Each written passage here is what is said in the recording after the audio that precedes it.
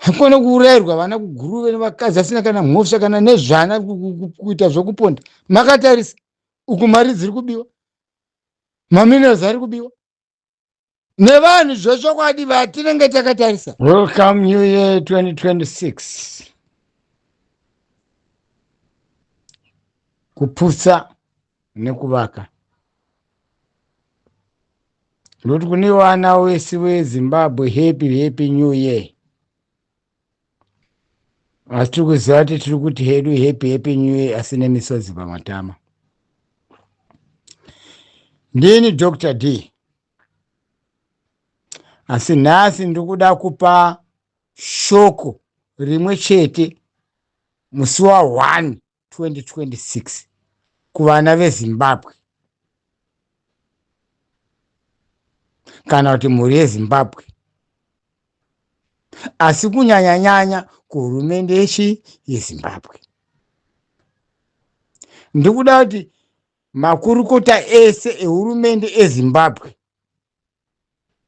vadzidze chidzidzo chiri kuitika muSouth Africa.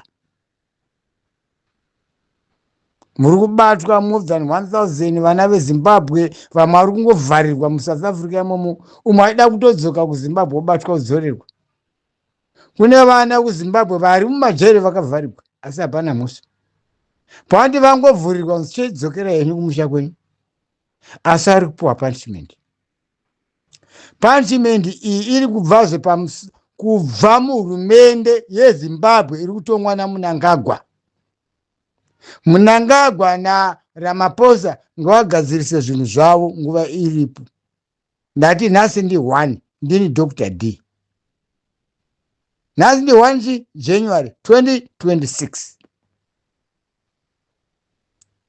Ndikuda kupa warning kune mbavha dzese dzehurumende nematsotsi acho ese, nematsotsi ari kutungamira kuurawa kuri kuitwa vana nevakadzi kuguruve. Zvinobva muhurumende yedu yechina. Ngono mbavha dzese dzemuZimbabwe dzaregererwa, dzakuita zvadzinoda.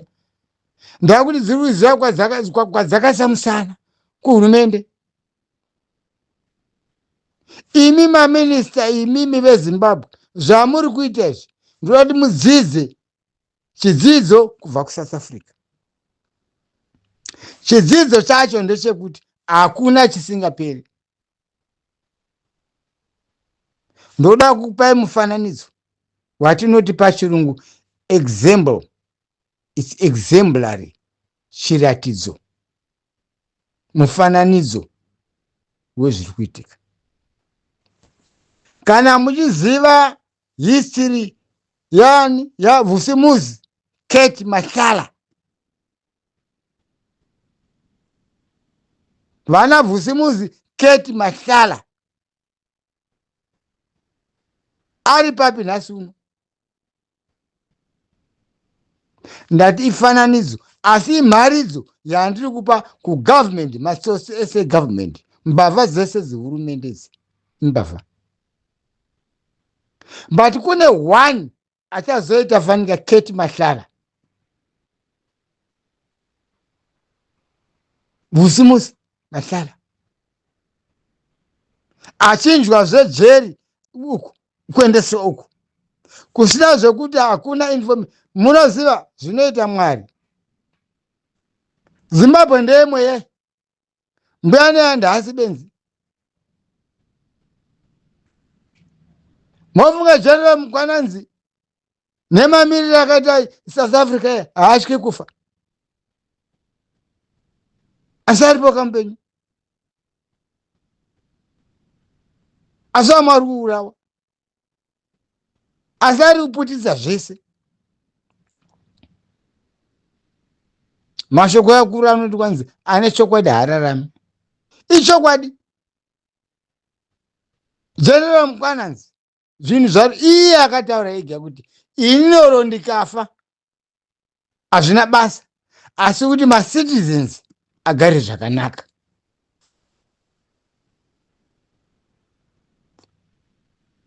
mashoko anenge ajesu. Iwe ndiri kufira chi? Ndiri kufira chi? Vanhu. Iye hazi mutadzi asi ari kufumura. Ndati nhasi ndi 1 January 2026. Mbavha dzese dzemuZimbabwe zvadziri kuita izvi, ndati ngavatarise zviri kuitika muSouth Africa. Inyika hombe kwazoti kaZimbabwe aka. Imi mapurisa emungwarai, imi nemi masoja eZimbabwe mungwarai, itai zviri kuitwa vamwe. You must learn by mistakes. Mosha one anotaura kuti izvi hazviitwi. Mongoti Chamisa naChiwenga. Ko imi brain dzenyu dziri kupi? Ndiri kubvunzawo ini Dr. D. Ndo zvandiri kuchemera kuti kubva musi wa1 nhasi zvinhu zvese ngazvichinja.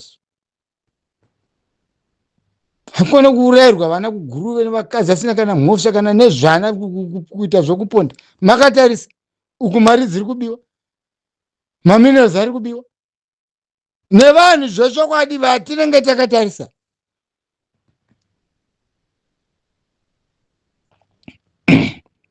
Vana mutongi gave South Africa andi zvinobuda zvese. Toda kuti tiitewo mweya wakadaro muZimbabwe. Kusiri kufa kwacho ndekupi?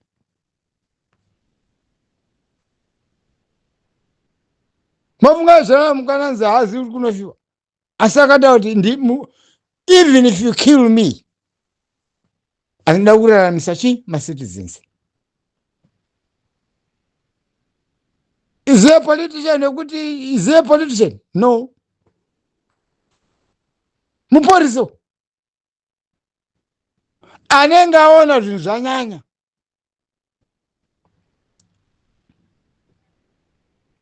Ndo zvatiri kuda muna 2026 kuva nhasi musi wa1 ndokutaura nemi maporisa nemi masoja acho muone.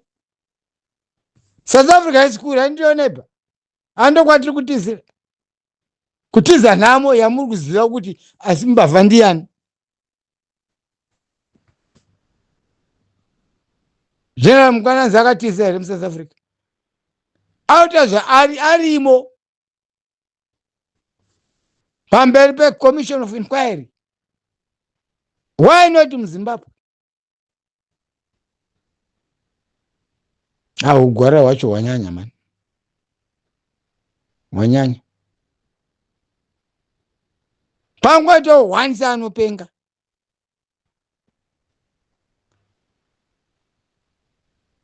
Aini Dr. D zvirina nhangu ndiwe yangu kuZimbabwe.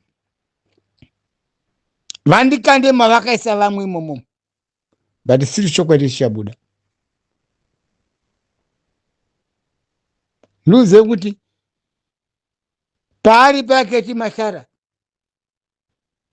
atoti pane zvenyika bye bye, mamiliyoni emari dzainadzo zvese yatova bye bye. Ndotozotoona chivhaviso. Ndezotapera. Asati ambopinda mukoti. Asi abviswa uku. Kuona kuti uku hazviiti uku, ngaende uku. Hakuna anomusvikira. Hakuna mzima ngoti open door. Chenyu kuda kugona kupoizena munhu chete. Aiwa. Munhu apoizeni, munhu ngaabwe ataure chokwadi chake chese. Kunotangira nyaya nekwainogumira munhu opuwa mutongo wake.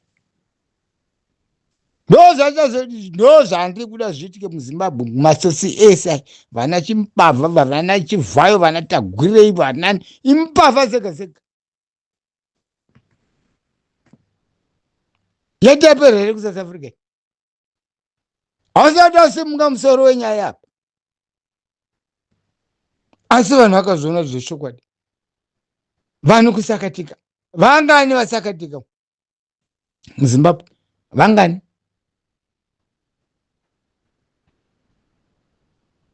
Dai tadzidza zviri kuitwa muSouth Africa izvi. munonzwisisa. MuZimbabwe hamuna mutemo wekuti munhu anopuwa security protection. Panotopuwa protection ndio tobatwa ndio wakuiswa futi mujeri. Ingava nyika iyo. Nyika iri kuparara maaccident chinyi wati yakusemesa mani Zimbabwe.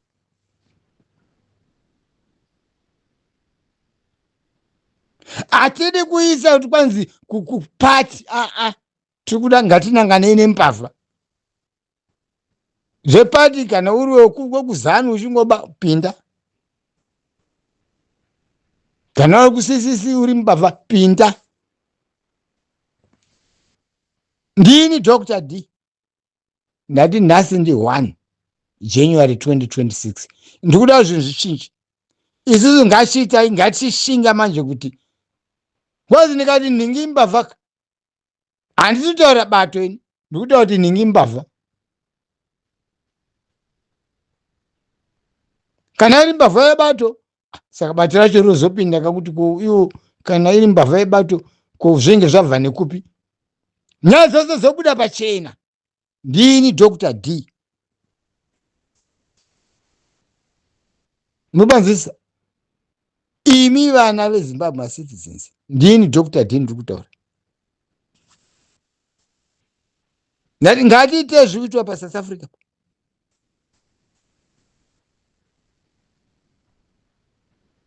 Yes, migration vanokanganisa. Unobata munhu ari kuuya kuzotsvaga basa. Madini ngoti maZimbabwe nzingi angopinda kugara neID fanga zvinotaurwa nekure ndiwe. Zvine musoro zviya. Kozonda vari kuruza mari yakawandisa. Munozozvuzvana nevanhu 1000 something moda kunovapa chi. Mari yenyu futi yamuda kunovafidha nayo. Asi vanhu vari kutochema kuti tiri kuda mabasa. Hatisi kuda rugare rwemuSouth Africa. Tikuda rugare rwekuponesa mhuri dzedu. Zvokwana todzoka. Hai vanhu mundikwanire mani. Ndozasika zvoti ngada zvokudhakwa mundivhiringidza. Ndazviti imi masoja nemapolisa emimba. Basa renyu monyasa kuridza zvakanangana kunderechi. Ndikubvunza imi mapolisa nemasoja basa renyu chacho monyasa kuridza. Soja ndere nyika ikavhiringidzwa nemutongi. Vatongi ava vana Mnangagwa vasatungamiriri venyika. Vatongi venyika. Kuti zvandoda ndizvozvo zvokuzvirova dunundu chifuva. Ungagurira rozvirova dunundu kuti papapapapa. Ndozvikuitwa nana Mnangagwa. Atidi. Yanguva yekuti tiita zvinhu zvine mutemo. Mbavha kujeri. No one is above the law. Mbavha kujeri. Ndini Dr. D. Ndikutaura. Muchaona nyaya yeSouth Africa kuti ichasvika papi. Ichanobata panyongonya. Kanonzi kaya kanyoka kaya kanorova musoro chete kaya panhongonya. Tokaziyazi kumasango kuti akazvite kuhondo waitobereka riva pamusoro. Nzakati kanonokuwira kubva kuti ndandaenda. Yangoti kakangoti pa akasina kana pawa ukasiye kaende kakakutofa. Mupanzisa. Handisi kuda ndirama idzokorodza nyaya idzi Dr. D. Ini handisi kuda. Ngatikopei apa. Keti Mashara abviswa uku. Kuonwa ndokwane connection nako. Handindokuziva basa. Hakusina zvokunyarana. Akaba vachabuda vese mbavha dzese. Tongoti chivharo. Mune raini chikwata chembavha mukabineti yaMnangagwa. Kwembavha shoma. Ndozvi zvatati chida mani izvozvo. Hawanza commission yekutengwa. Aiyo. Fair. munofira chokwadi tatambura mani tosvikepi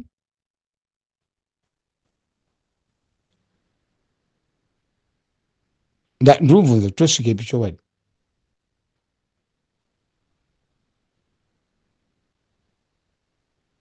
zvedhemo hazvina chokwadi izvi ndakataura kuti zvine ropa futi mukati zvinyanya zvakadai so izvezvi zvana chivhaya zvese kumira mira kuti izvi hazviiti imi ndo basa remasoja kana panetsa apa pindai handi nhasi mazotungwa kuguruve kwamutadza kubata amene kwachitukwa neamene izvozvo kwakaromba munhu wacho zviri nani mapinda asi mushamubata chete anoenda nekupi mushamubata kana vari 10 kana vari 15 muchavabata ropa revanhu riri kudeuka kai 4x4 5x5 10 pamene ipapo nduzei ichangotarisa imi masocha majenerali aringotsvairwa makatarisa makakwana here ndikubvunza maporisa hana nebasa masekend hande imupavha futi zvisingamboitira maporisa ndozvimwe mupavha sekupedzira maporisa toda kuti zvese zvipinzwe mugwara rakati tasa kubva nhasi musi wa1 taneti hana kuronga zvonzi tiri kuona shumba tichiona ana munangagwa tichiona minista hwana yotorova chichocho wizi munhu akangobarwawo sewe akamwa zambura maise zvakangoitwa futi kumama matuzuru mubereko zvese ifanana vachinenda kuti wazoona papo pane mugodhi wemari kuti ndezvangu ndezvedu pachikwata chedu chichocho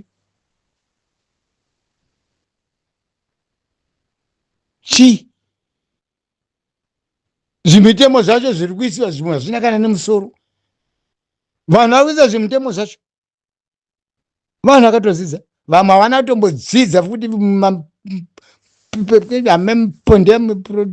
amene papo chirungu chavanotaura chemuseketi mavo kuti chikwata chavo ichocho hapana ngozikimirana soro mwatsigira musangano wezamu ko zimbabwe ndezanu here zimbabwe ndevana vevhu vana mbuya nehanda inzvundinetseni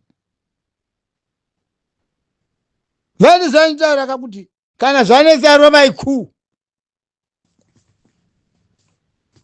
iwe chengo wacho ndo wanchapesana kuti ndiwe zizi rekupesira hausi kuona hausi kuziva zvauri kuti topesana tozotaura kuti amuri kuzivana sezvaitika muSouth Africa nyaya dzazipesa dzakunobatana naRamaphosa wacho ipapapo nekuda kwemunhu 1 ino muZimbabwe kada kuti wakubatwa kuendesiwa kuchikurupi kochi vari muchikurupi vese kuvharirwa chokwadi pakadaro vanhu simukai kuti vanhu vavazviti ngavabude kutoita nehanga siraiki kuti hatisi kubva kana muchiuya huya nepfuti dzenyu mutifure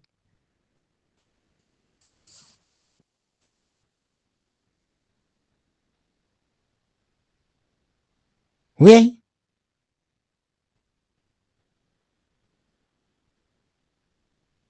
ine zvirundishamisa zvirundinesa todini shosho ndati 1 January 2026 ngaitotanga kubva pa1 minute yacho paroma clock yacho kuti ya1 pfungwa dzedu ngazichinje muZimbabwe ndini Dr. D ndakupa example yaketi Mahlara havana kusiyanana nachivharo imhondi mhondi dzega vanhu vari kusakata unoziva kuti munhu akaurawa nanhingi akadai asi munhu anongoramba famba scot free. Imi tosvikepi?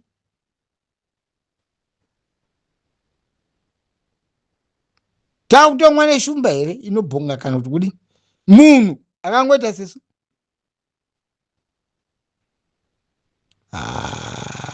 Ini Dr. Dika paundivhingidza pfungwa yangu. Anyway, ndo nyaya ndati nditaure. Ndakupai example. Ngatitarisei zviri kuitika muSouth Africa zvizvi. Zvese zvichapera izvi. Zvemahaisi zvekubombana nemari chichi. Zimbabwe haina kana zvese izvi. Kungovhundisirwa chete. Takwata. Iya.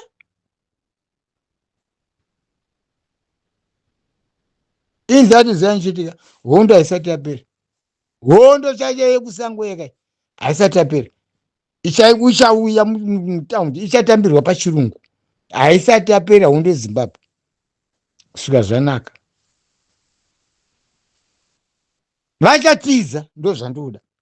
Muchauza mbavha muchaiziva kuti aina muziva kuti ndemwe mbavha.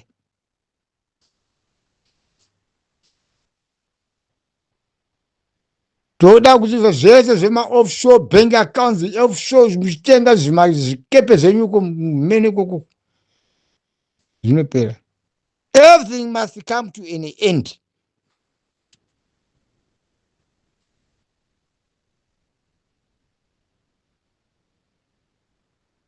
Sure. Tasamone vanhu vari mumajeri vavharwa nenyaya dzepolitics. Hapana chavapara. Asi kuti zvakati zvakaipa. Tiri kufa nenzara. Chikurupi. Aiwa. Iyo nyaya ndio yandoda kuti ipere iyo.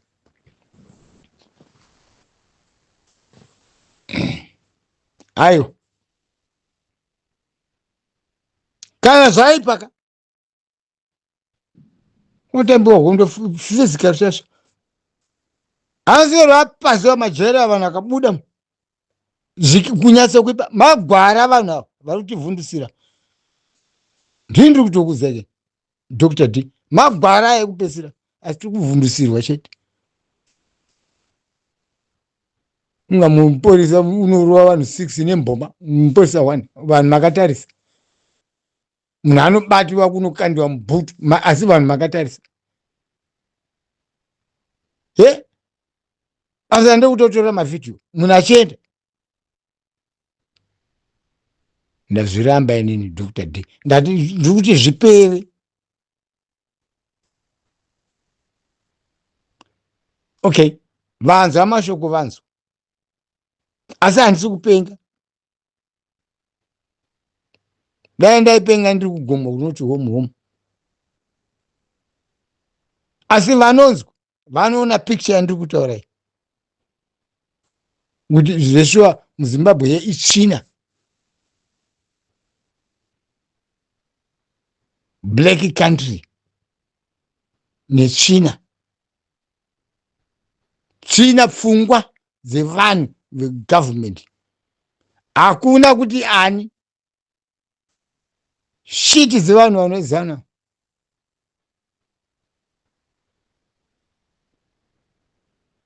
Why? Tiri kuvaregerera kani. Zvinhu zviviri. No na yes. Chongoramba chingoti yes. Kuonowa chanozobuda gore ripi. Hai vanhu mundikwanireni. Anyway, in Dr. D pangu ndadini ndapedza. Asi remember ndakamboti handishoperi. Handisinganga. Handina svikiro. Asi ndiri kutaura kubva nhasi musi wa1 2026.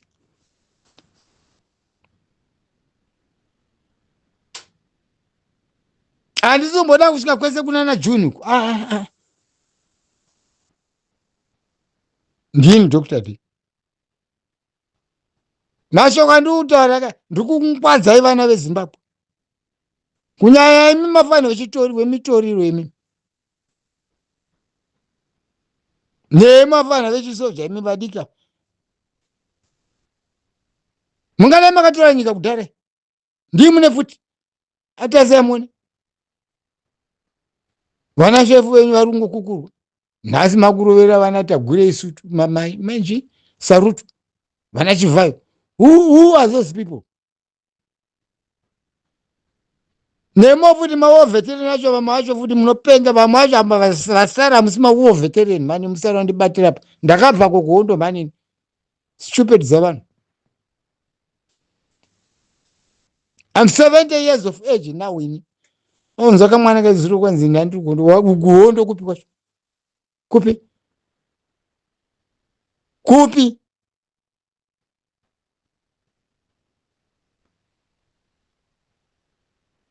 Ndo muromo wangu wegore rino 2026 nhasi 1 January. Petai mabhurugu bhusu ngadzisungwidzi. Hatichadi zvokukwenya musoro. Ukaona munhu anokwenya musoro haasi kunyatsoziva kuti ndezvipi. Hatisi kuda munhu anokwenya musoro. Sungai mabhutsu, petai mabhurugu, nemuromo, nepfungwa, nezvivindi kuti tiri kufirei.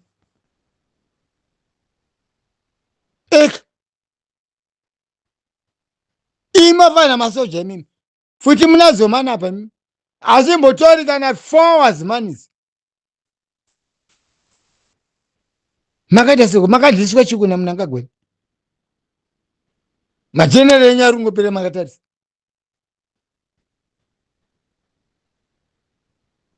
Ingova nyika ndeipi nyika yakambozvita pasi pano yekungopa vanhu motikari vanga mengo wekuti nhongai mengo dzadonha kubva murori dzichibva kwamutoko kana matomatisi abva kwamutoko nhongai mungu unobika mungu unosuka. What type of nyika yakadaro iyo?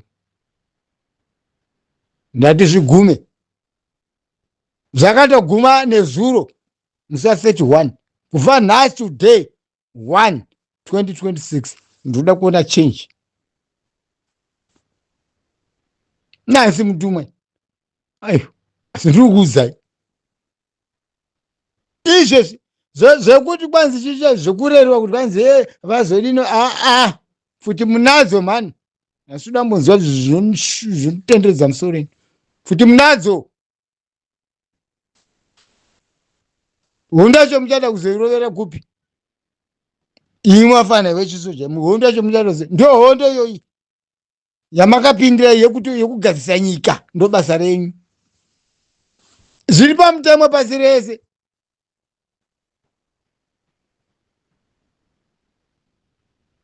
Vana munangagwava vatongi havasi vatungamiriri. Ayo vatungamiriri havaiti zvavari kuita izvi vatongi kuti munondidii. Ukwana munhu akutora nyika kuita fanika imba yake kuregerera kamunhu ikoko. Mhembo ikangosvetuka mutadza kuibatira ipa munozoibata iminenge yakunesa kubata yakuda vana bhoki vanomhanya zvakaipa. Napa ndikuri vana bhoki vane pfungwa dzinomhanya dzizopisa ndopane nyaya yangu. Tinoziva kuti kamudhara kai kanotaurisa asi mashoko angu ndadini ndatsvisa handiendi zvoka right. Happy New Year everybody. God bless. Amen.